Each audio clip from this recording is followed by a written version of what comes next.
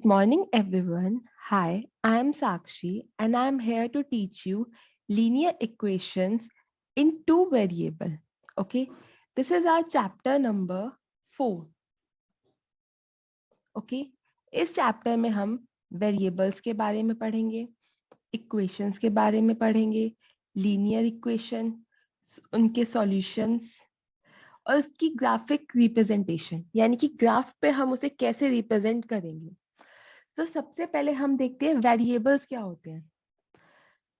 अब वेरिएबल्स होते हैं जिनकी वैल्यूज चेंज होती रहती है, ठीक है, जैसे कि x हो गया, y, z, s, t, u, इन सबको हम वेरिएबल्स कहते हैं। ओके, अब इक्वेशंस क्या होती हैं? एक ऐसी स्टेटमेंट जिसमें इक्वालिटी हो, यानी कि स्टेटमेंट ऑफ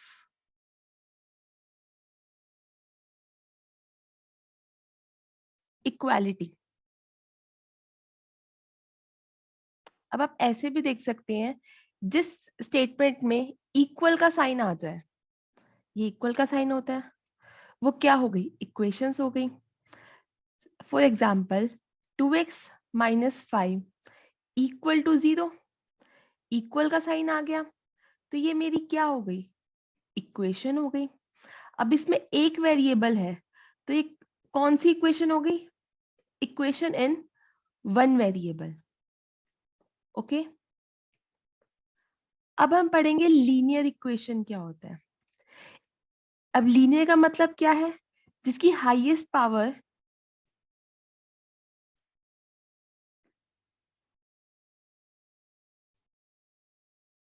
वन हो। ओके, और उनके हम सॉल्यूशंस बाद में देखेंगे। क्लियर है यहां तक? अब मैं अगर इसके अंदर एक और वेरिएबल इंट्रोड्यूस कर दूं तो ये मेरी कैसी इक्वेशन है? वेरिएबल्स है इसमें, बिल्कुल है। तो हमारा चैप्टर जो का नेम है ये जस्टिफाई करेंगे अभी। ओके, टू वेरिएबल्स चाहिए, एक्स और वाई, टू वेरिएबल है, इक्वेशन है, बिल्कुल है, इक्वल का साइन है, लीनियर है, हाईएस्ट पावर क्या है? वन है, जिसे हम डिग्री भी कहते हैं। ओके, अब हम देखेंगे general form of N equation in two variable, यानी कि जो टू वेरिएबल की जो इक्वेशन होती है उसकी जनरल फॉर्म क्या है? उसकी जनरल फॉर्म है ax plus by plus c equal to 0। Here a, b and c are coefficients.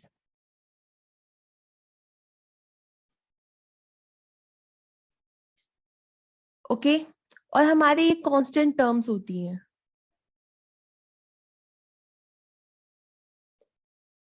Clear है? Let's see an example.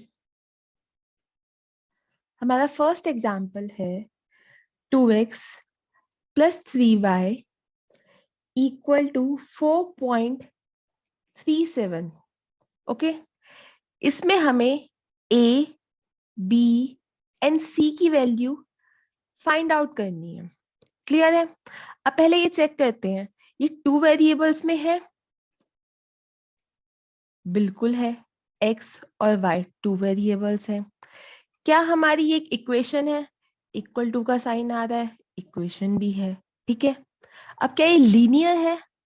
Power दोनों की वन है, तो हमारी ये लीनियर भी हो गई। तो अब हमें a, b और c की वैल्यू निकालनी है इस जनरल फॉर्म से कंपेयर करके। अब जनरल फॉर्म कैसी है? ax plus by plus c है, यानी कि जो कांस्टेंट है वो हमारा इक्वल टू के लेफ्ट साइड में है, ठीक है। तो अब हम, लेकिन हमारे जो एग्जाम्पल है उसके अंदर कांस्टेंट हमारा इक्वल टू के राइट साइड में है, तो सबसे पहले हम इसको लेफ्ट साइड लेकर आएंगे।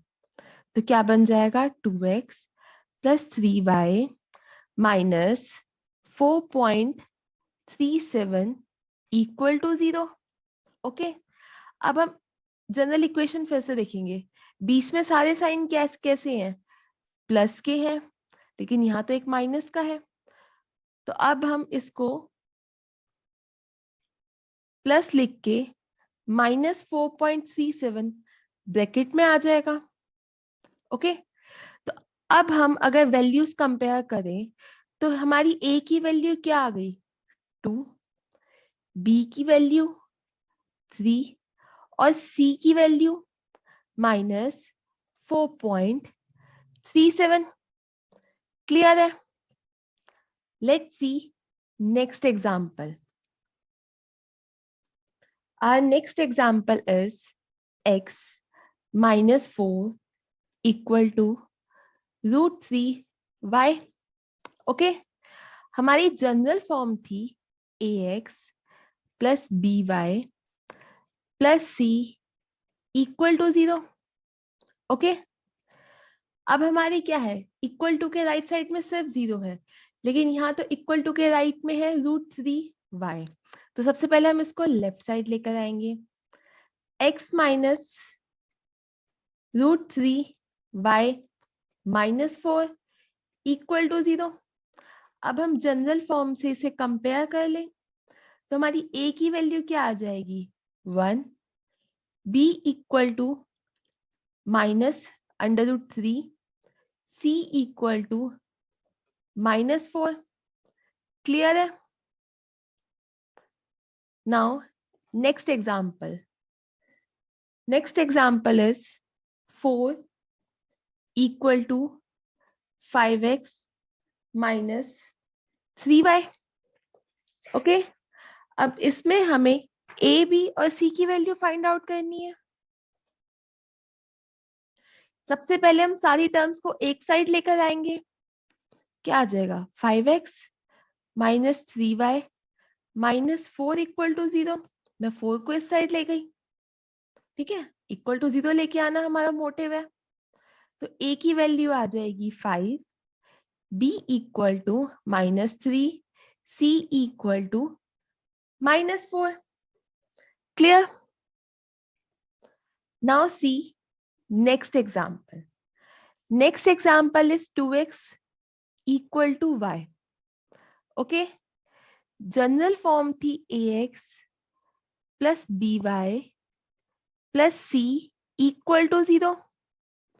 ओके, तो अब हम सबसे पहले क्या लेके आएंगे, y को लेफ्ट साइड, तो क्या आ जाएगा 2x minus y equal to 0। Okay, अब इसमें कंपेयर करेंगे तो a की वैल्यू क्या आ गई 2, b इक्वल टू -1। अब c तो कहीं कुछ है नहीं, तो c क्या आ जाएगा हमारा 0। क्लियर है? Now see example number 2। अब एग्जाम्पल नंबर 2 क्या कहता है, write each of the following as an equation in 2 variable. यानी कि हमें कुछ इक्वेशंस दे रखी हैं, उसे हमें 2 वेरिएबल्स में कन्वर्ट करना है।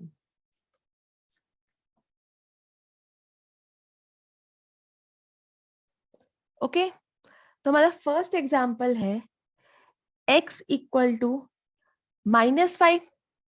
ठीक है, इसे हमें 2 वेरिएबल में बनाना है। पहले हम -5 को कहाँ लेकर आएंगे, लेफ्ट साइड, तो क्या आ जाएगा x प्लस में 5 इक्वल टू 0। लेकिन ये तो अभी भी हमारा 1 वेरिएबल रहा, और जनरल इक्वेशन क्या आती है हमारी ax plus by plus c equal to 0।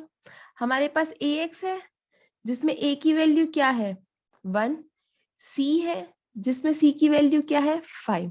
Okay, हमारे पास by नहीं है, तो दोनों तरफ मैं y ऐड कर दूं,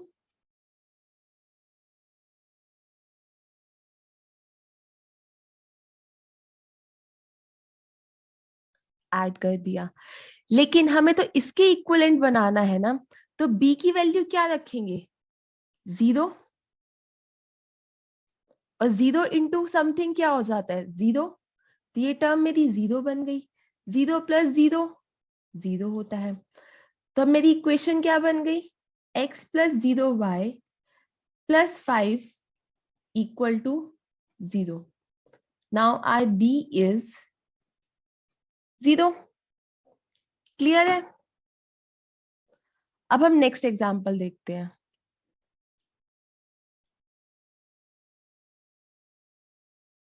next example is y equal to 2। y को लेफ्ट साइड लेकर आएंगे, सॉरी 2 को लेफ्ट साइड लेकर आएंगे, y माइनस 2 इक्वल टू 0।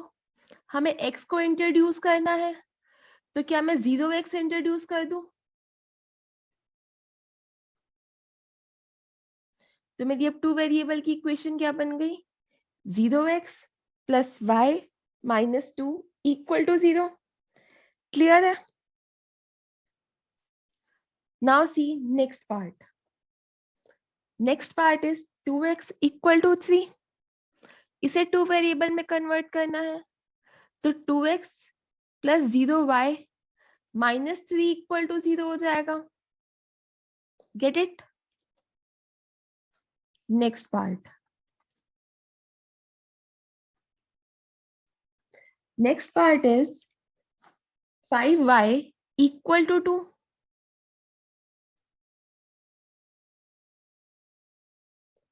ये आप खुद ट्राई करेंगे।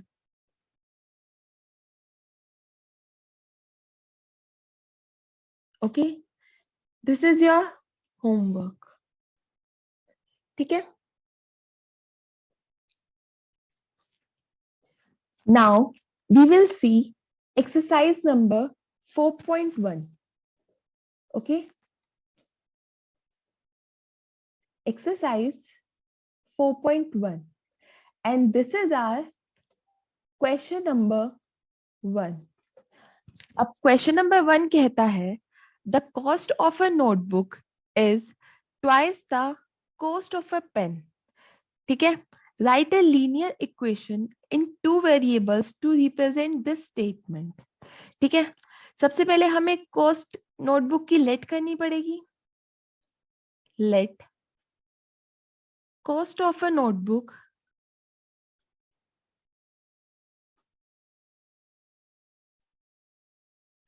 Is x rupees. ठीक है? Let cost of a pen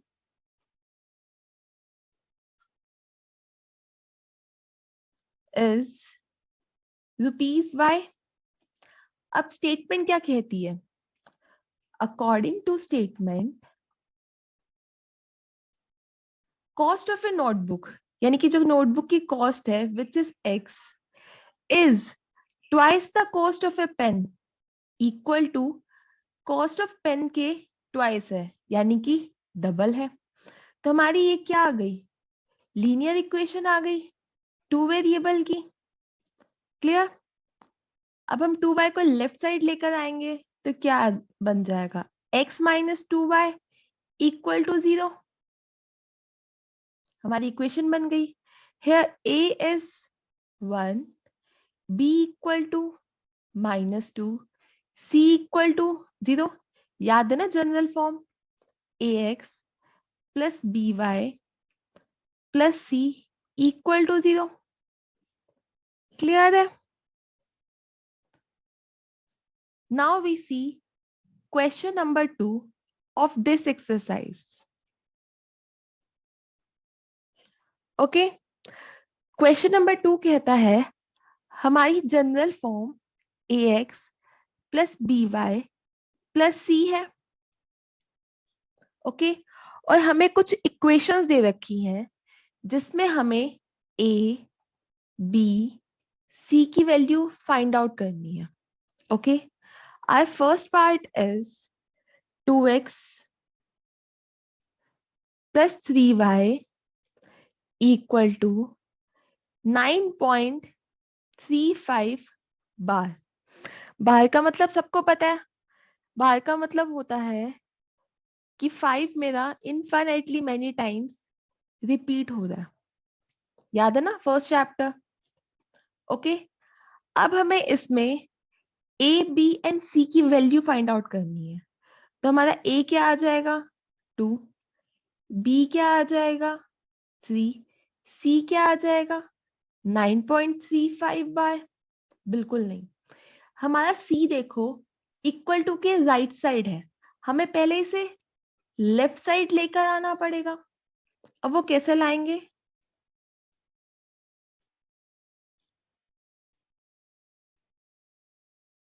okay, तो हमारी सी की वैल्यू क्या आ गई?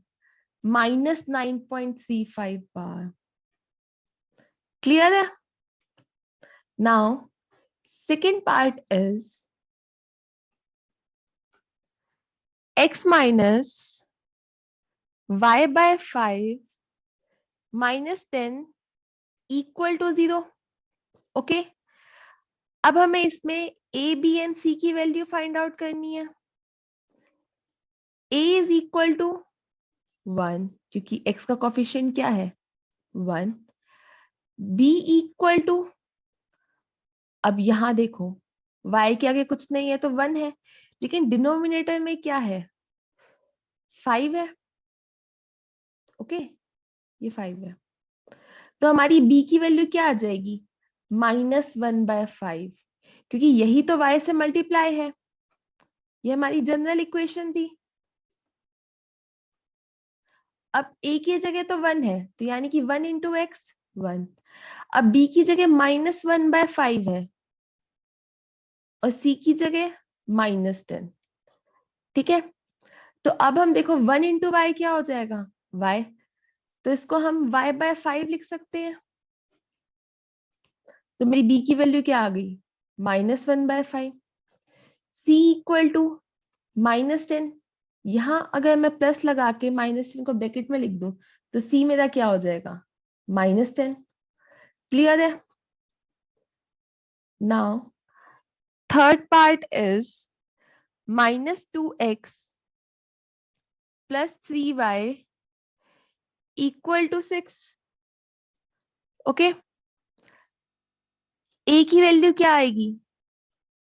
-2, b equal to +3, c equal to 6 left side आएगा, तो लेफ्ट साइड आएगा तो क्या बन जाएगा? -6, वही हमारा c है। Okay, now fourth part is 2x equal to -5y। Okay, तो हमारे a की वैल्यू क्या आ गई? 2। अब -5y लेफ्ट साइड आएगा तो b क्या हो जाएगा? +5।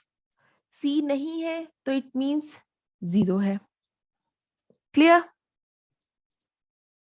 Now fifth part is 2x + 3 equal to 0. Okay, here a is 2, b नहीं है तो यानी कि 0 and c equal to 3. Clear? Sixth part,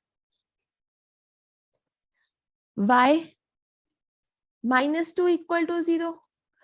अब यहाँ पर x नहीं है तो उसको मैं 0x लिख सकती हूँ, तो a equal to 0, b y का coefficient 1, c equal to -2. Clear है? Next part, seventh part. Next part is 5 equal to 2x. अब इसमें आप a, b और c की वैल्यू खुद फाइंड आउट करोगे और नोटबुक में नोट डाउन करके. Next part is x equal to 3y. Okay, both are your homework. Do yourself. This is for today. Thank you.